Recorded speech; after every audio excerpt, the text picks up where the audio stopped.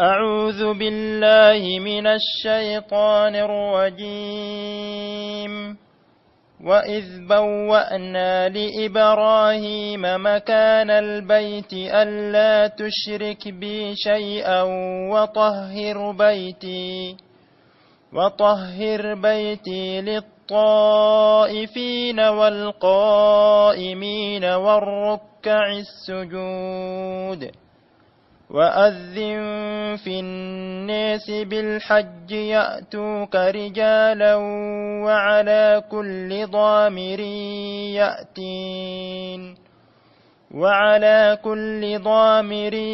يأتين من كل فج عميق.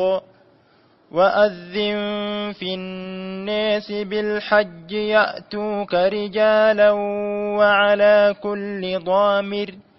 وعلى كل ضامر يأتين من كل فج عميق ليشهدوا منافع لهم ويذكروا اسم الله في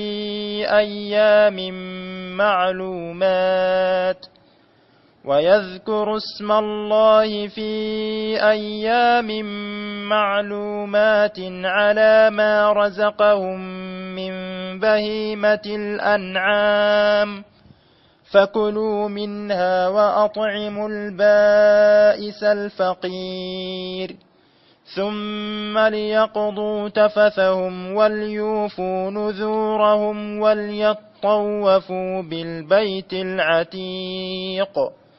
ذلك ومن يعظم حرمات الله فهو خير له عند ربه.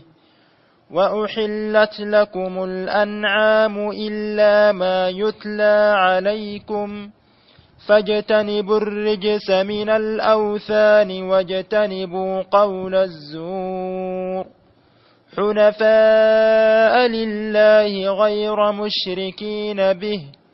ومن يشرك بالله فكأنما خر من السماء فتخطفه الطير أو تهوي به الريح في مكان سحيق.